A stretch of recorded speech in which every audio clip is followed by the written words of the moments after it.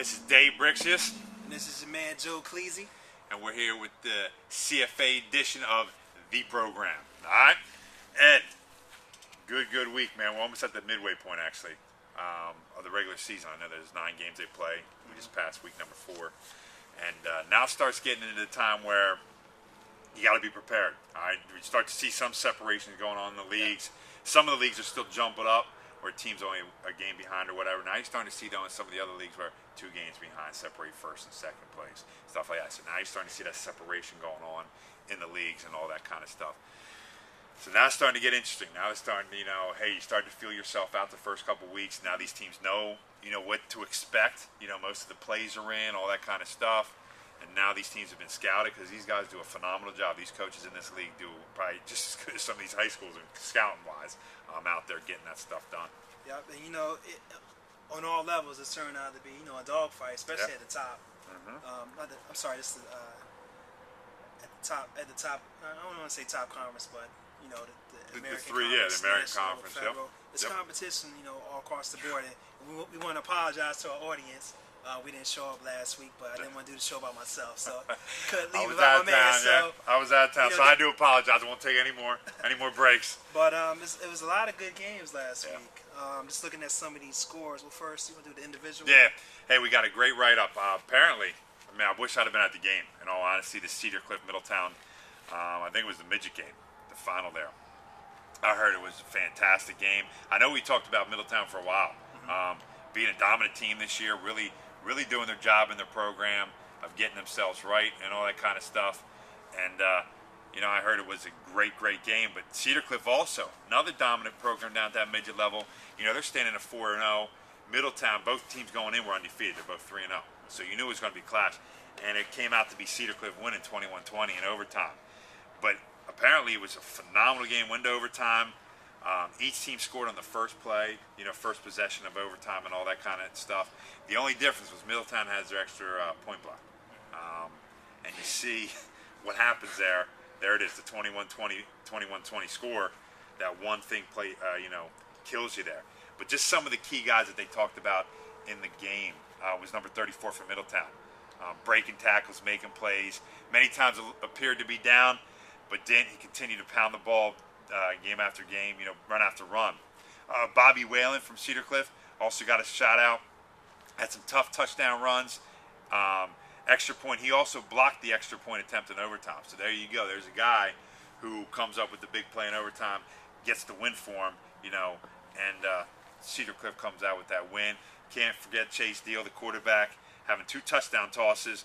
One was about 60 yards to Justin Carter, and then another one was to Tommy Kirchhoff, which was definitely key. And he also, Chase also threw the touchdown pass in the overtime that set up the game winner. Because Middletown went down and scored on their first possession, then the extra point was blocked. Cedar Cliff comes back, scores, and they go for it and get the W. So, boom.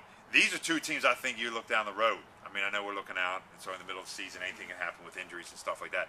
But these are 2 teams, the way they played, at least from the people I talked to, this could be a preview of definitely somewhere late in the playoffs, Super Bowl maybe, these 2 teams battling out.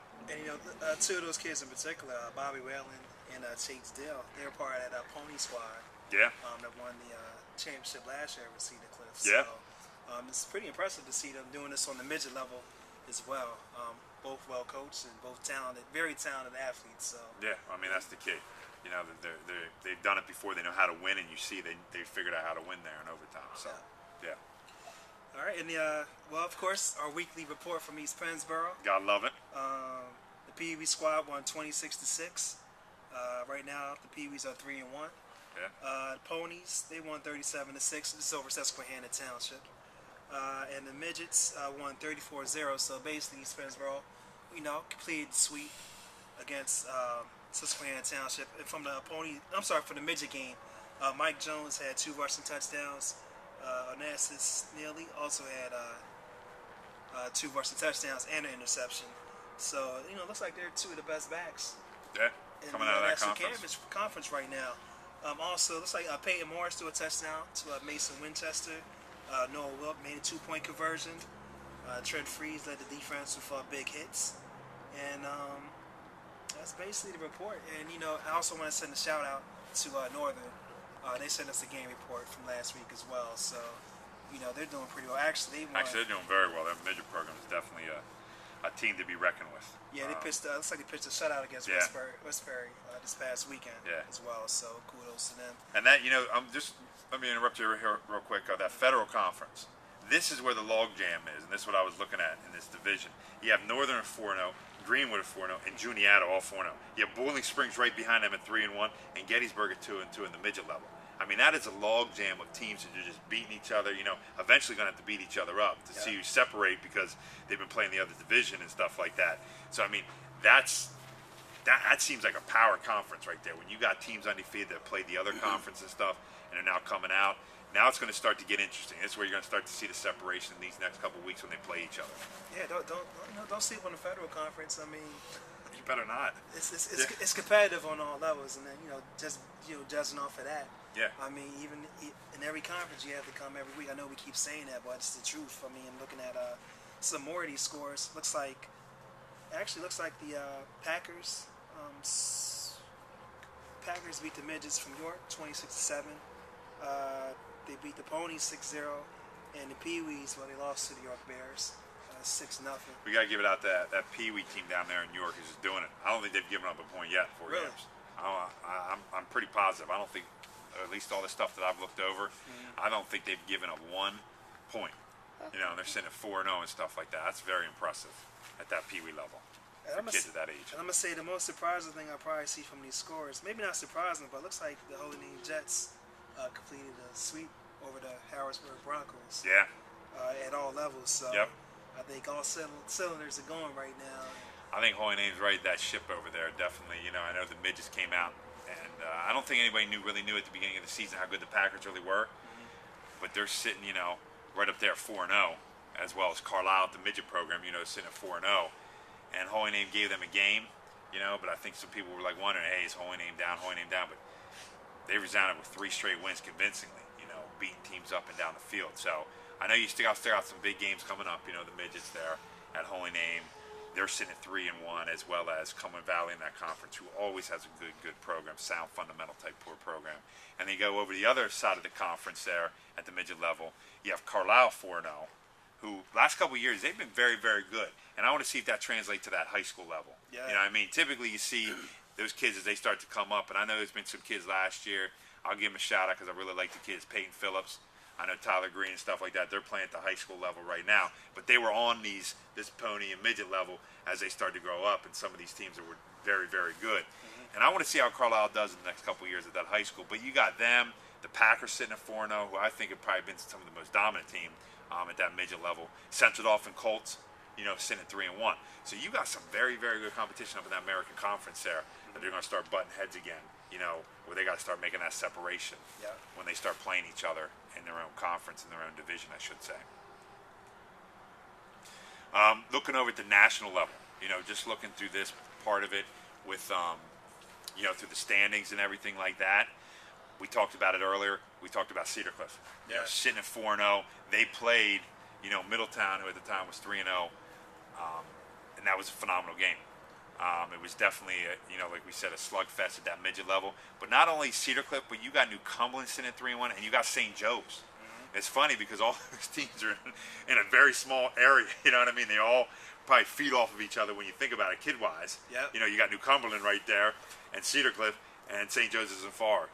So those 3 teams are all log jammed up. You go down to the other division, and we talked about them. Definitely East Penn. Yep. Definitely got a great midget program down there. But you got right behind them is Middletown, plays hard nose and stuff like that. And then you got your separation as you go down the ranks of that. And I'm looking forward to that when at some point East Penn is and Cedar Cliff. They're going to have to match up at some point. So, and even the East Penn and New Cumberland too. Even Middletown. I mean, like I said, they've been down for years, but their midget program looks like they've resurrected themselves and come back and are ready to, try to bring a championship home. And you know what? When everybody merged last year, it was a new thing. But I think now, to be honest, these teams are coming back, like the Middletowns, even East Pennsboro. Yeah. It's a pride thing. I think it's a pride thing. The standards are there. It's competition. It's healthy competition. It's and the kids are coming back. wanting to win games. Yeah. It's all about sportsmanship and everything. But let's be honest. Yeah. Kids want to win games. They want to win. Well. Yeah, they want to win. They want to do what they have to do. And that's what you like to see, I think, at this level. These kids still enjoy getting up, still going out there and butting heads, and still getting the job done. You know what I mean? When you look at it from an overall perspective, I mean, I've been around the CFA for a while, watching, especially being so close to Holy Name and Central Dauphin now, it used to be Linglestown, seeing those teams compete. But this is very, very competitive. I can't say another conference that I know of or league around here that is this competitive and this well run, in the sense of how just things get done. These guys definitely get the job done. I know this past weekend was a big tribute to the 9/11 thing. I know some of the teams, if you go on the CFA Facebook website, they put up some pictures of some of the stuff they did to honor the 9/11 victims and all that kind of thing, which I think is great. And that's what it's all about. You know what I mean? Doing certain things like that to honor certain people, to do certain things. I mean, I know we talked about it, I think, in our last telecast with Lower Dauphin getting smacked by Greenwood. But Greenwood still inviting them over for the end of the prayer and all that kind of stuff, bringing them in, showing them what it's all about. That's what it's all about. You definitely want to win. There's no question about it. Kids don't want to go out and just lose. Coaches don't want to go out and lose. But if you do it gracefully, learn from it, because it can be positive. Everybody always thinks, oh, failure, failure, failure. But if you learn from those failures and those losses, then guess what? You've earned more than probably some of the wins that you ever take home with you. I mean, I know I have playing sports throughout my life. I know you probably have. Some of your losses turn into be some of your greatest assets because you're like, yo, I never want to feel like that again. These are the things I can improve upon. And, harp on that point a little bit. I know we talked about this last time. Let the kids play. Yeah. You can yell at them all you want after the game, before the game, but I just think let these kids play. They have plenty of time to take it serious at some point, but just let these kids play. Yeah, and let the coaches do their job. Is every coach perfect? No. I mean, that's just life. I mean, I've had to learn that too. So. Yeah. I mean, we're all at fault for that at some point in our life. But let them coach. Let the refs do their job. They're gonna mess up at some point. They're human beings, just like all of us. Let them do their thing. Let them get the job done. After the game, boom. You need to talk to your kid or whatever. All right, fine. I'm all about that. Positive criticism, saying, hey, you didn't do your job done. This is what you need to do better, blah, blah, blah. Trust me, I come from a father who showed a lot of tough love in his day, so I know how that goes. But he never got up and yelled at the coach, never yelled at the ref. You know what I mean? He took me afterwards and told me what I did right and what I did wrong. A lot of times I did a lot of stuff wrong, so I learned a lot from it. And I appreciate him for doing it. He did it the right way. And that's what we should all learn from, especially this level. Like you said, there's going to be times where this becomes more of a job. You know what I mean? You ask some of the guys that we work with that are in college and stuff like that, it becomes somewhat of a job, Definitely. Grind all the time. And you don't want to say that. Exactly. Yeah, you're exactly. Yeah, they definitely aren't that. But at this level, man, some of these kids probably won't ever play past this point. A lot of them won't play. Yeah. But if they had fun and they learned something from it, that's what it's all about. No doubt. And that's what we need to remember. But we're coming into week 5. Week 5 is right upon us. There's going to be, like I said, now the games are starting to get where, all right, we need a win here. If we don't get a win, we're going to be, not make this. We're not going to make this. This is the seed we want. So now it's going to start to come to that point that we really need to have that all done. These teams definitely need to do that. But I'm looking forward to it. Another awesome week. I know I'm going to try to definitely get out this week now that I'm back and see some of these kids in action and stuff. But I can't pump it enough. I love the end of the season that they have their Turnpike Classic and those Super Bowls. I know their dates are set. If you guys don't have kids playing this league in the CFA, I'm telling you right now, you got to get out and see what they do for these kids. It's Super Bowl weekend because it's 2 days. I think it's going to be at 2 sites because there's so many teams. And also, the Turnpike Classic is amazing. The all-star teams and all that kind of awards. Yeah, we got teams coming from from Philly, from Western PA. I think even Northern now. I was gonna say I think you bring them down the Poconos area, and I think they have more teams this year. I think what they brought in last year was 4 teams. I think they brought in 6 or 8. I think this year. He's trying to. I think I don't know if it's a done deal, but definitely. Great things happen. So they're definitely doing the job at the CFA of building that conference the way it should be built, and it's definitely it. But I know what we always like to plug to at the end is our academy. Yes. We had a good turnout this weekend. We brought some of the high school kids in just to try it out.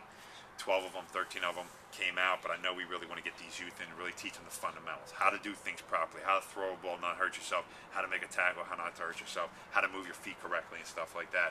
And I think that's what we're trying to get out there when we start this academy up sometime in January. So definitely be looking back. I know you set up the Facebook page. I don't know what it's called. I think it's like PA Elite Football Academy. Yeah, PA Elite Football Academy. So that's out there. You guys can go check that out. We're going to start updating that here now that we got some of the dates set and everything. Yep, and to that point, even when the season ends, you, as a football player, you definitely want to keep improving. Yep. And that's one of the main things. Main reasons why we're starting this football academy for the kids around here, just to improve the whole overall talent around here.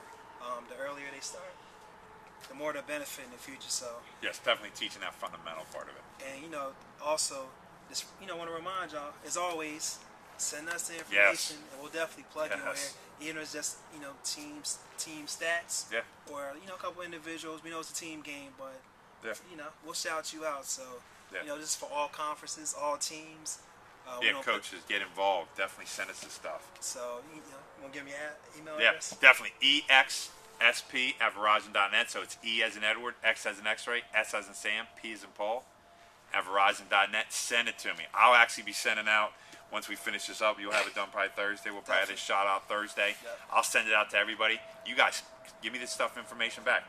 These are all people that wrote stuff up. As you see, we put everything we can in there. When they send us the information, we will shoot it back out. So we give them props on TV and send it and spread it out to the kids. Let them know that it's out there so they can see it too. It's just a fun thing that we like to do, keep people interested, and just to show how hard you guys work. I mean, you guys definitely put in the time, all the coaches, all the commissioners, all the parents that are involved, all the kids. We just want to give back a little bit to you guys so you guys can see all that kind of stuff.